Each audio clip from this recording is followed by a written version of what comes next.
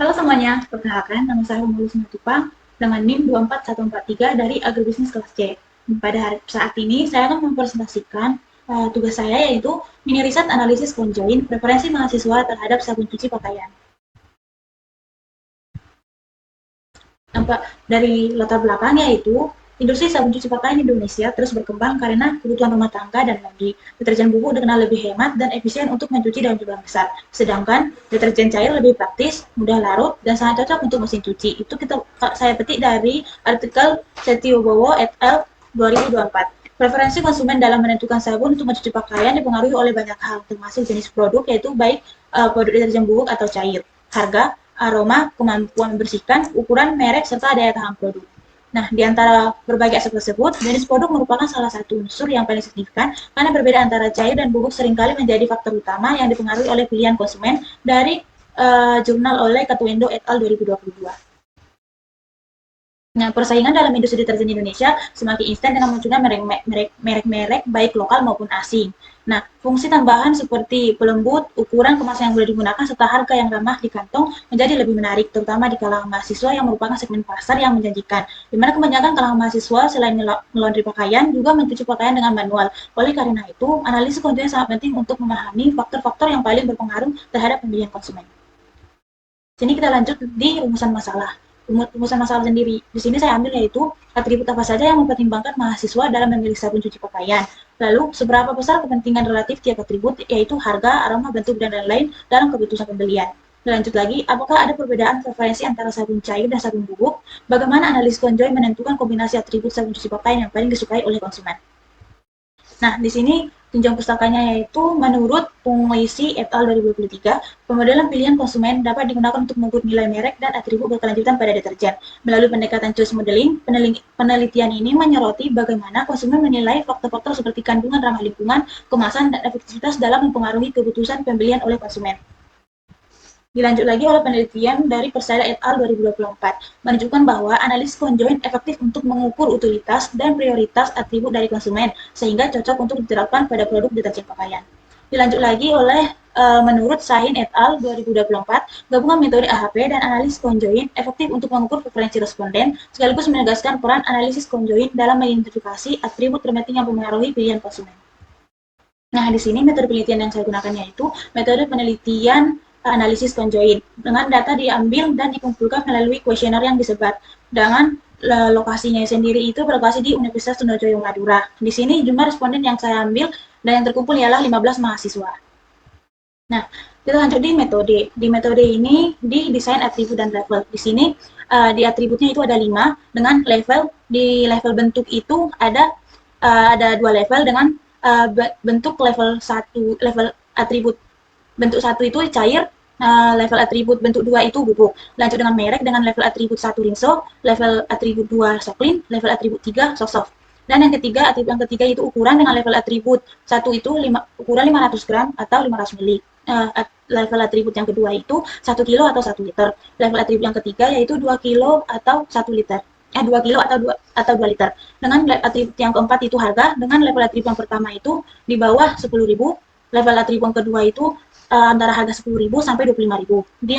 Dan yang ketiga itu dengan harga lebih besar di atas 25.000. Dan atribut terakhir itu fungsi dengan level atribut pertama itu lembut untuk tangan, level atribut kedua plus pelembut dan pewangi, dan atribut fungsi level atribut yang ketiga yaitu anti noda membandel. Nah, lanjut lagi di sini penilaian simulus oleh responden. Di sini responden yang telah terkumpul yaitu totalnya itu 15 responden. Dan di sini kombinasi stimulusnya ialah dan stimulus 1 yaitu dengan bentuk cair dengan merek Sosok dengan ukuran 2 kilo atau 2 liter dengan harga di bawah 10.000 dengan fungsi plus pelembut dan pewangi. Di stimulus kedua, bentuk bubuk dengan merek Soklin dengan ukuran 1 kilo atau 1 liter dengan harga di bawah 10.000 dengan fungsi lembut untuk tangan. Stimulus 3, bentuk cair merek Wingso ukuran 2 kilo atau 2 liter dengan harga di atas 25.000 dengan fungsi lembut untuk tangan. Stimulus yang keempat yaitu bentuk cair dengan merek Soklin dengan ukuran 500 gram atau 500 mili dengan harga 10.000 sampai 25.000 dengan fungsi plus pelembut dan pewangi. Stimulus kelima yaitu cair dengan merek Rinso dengan ukuran 500 gram atau mili dengan harga di bawah 10.000, lembut untuk tangan. Stimulus yang keenam yaitu bubuk dengan merek Rinso dengan ukuran 500 gram atau 500 mili, harga di bawah 10.000 dengan fungsi plus pelembut dan pewangi. Stimulus ketujuh yaitu dengan bentuk cair merek Soklin ukuran 500 gram atau 500 mili, harga di atas 25.000 dengan fungsi anti noda membandel. Stimulus 8 yaitu bubuk Rinso 1 kilo atau 1 liter di atas 25.000 plus pelembut dan pewangi. Di stimulus yang ke-9 itu bentuk cair merek Sosop ukuran 1 kilo atau 1 liter, harga di bawah 10.000 dengan fungsi anti noda membandel. Di sini dan lanjut di stimulus 10 dengan bentuk bubuk merek Sosop dengan ukuran 500 gram atau 500 mili dengan harga 10.000 sampai 25.000 untuk fungsi lembut untuk tangan. Di sini di fungsi di stimulus 11 sampai 11 sampai 15 itu sama yaitu anti noda membandel dengan dari stimulus 11 itu bentuk bubuk, stimulus 12 bubuk, 13 cair, 14 bubuk, 15 cair, dan 16 bubuk. Dengan merek Sosop, Rinso, Soklin, Rinso, Sosop, dan Rinso. Nah, dan di stimulus dari 11 sampai 15 itu juga dengan ukuran 500 gram atau 500 mili, 2 kilo atau 2 liter, 500 gram, 500 gram atau 500 mili, dan 1 kilo dan 2 kilo atau 2 liter. Dengan harga bentuk bubuk merek Sosop dengan harga 10.000 sampai 25.000. Di stimulus 11 itu dengan harga di bawah 10.000, stimulus 12 di bawah 10.000, di stimulus 13 itu dengan harga di bawah 10.000 juga, dan di stimulus 14 itu di atas 25.000, stimulus 15 dan 16 itu dengan harga yang sama, yaitu rentan harga yang sama 10.000 sampai 25.000.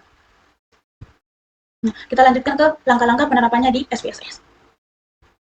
Langkah-langkah penerapan data yang kita dapatkan ke dalam SPSS. Yang pertama kita pilih data orthogonal design, kita pilih generate.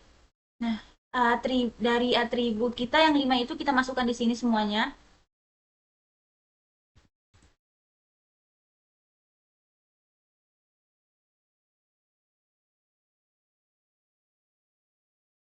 Tekan add.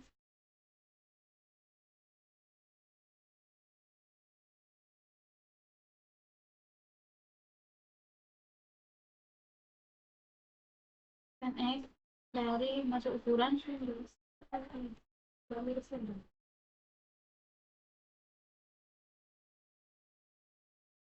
add lalu itu harga.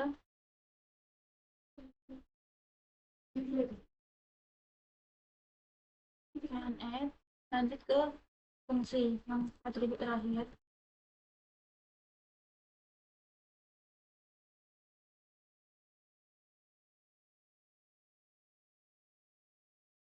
Kita klik add, lalu kita tekan atributnya seperti ini sehingga berwarna hijau, terus kita tekan define values. Nah, di sini kita masukkan level dan keterangannya. Semisal di bentuk yang pertama itu ada level atributnya itu 1 dan 2, kita masukkan 1, lanjut dan 2. Lanjut di labelnya itu kita masukkan keterangan.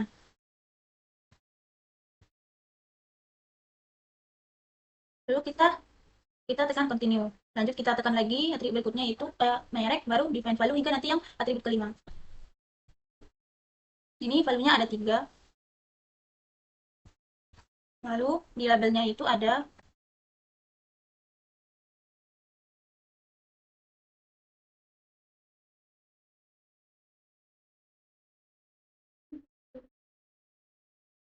lalu kita tekan continue. Kita lanjut di ukuran, define values, kita tekan value-nya.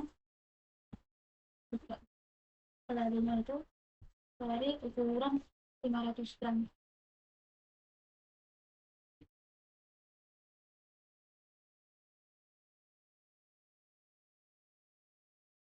Continue di harga nanti seperti apa yang kayak gitu ya. Oh, berarti kayak berapa sih integrasi kedua ke film apa yang setup menit yang akan integrasi dulu aku ketinggalan data penelitian kode etik ketinggalan langsung anjir ketinggalan tuh.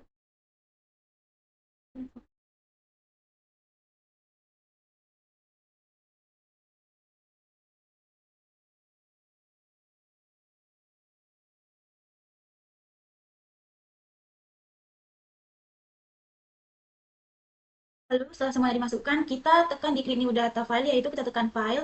Nah, di sini kita ketik stimuli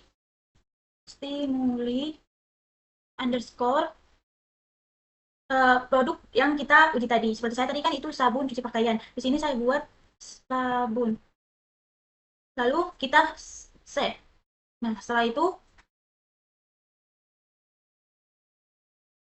lalu kita lanjut lagi, kita buka data uh, hasil responden kita. Kita kita copy datanya, keseluruhan data kita copy, Ctrl C. Lalu di sini di data view, kita klik kanan, kita paste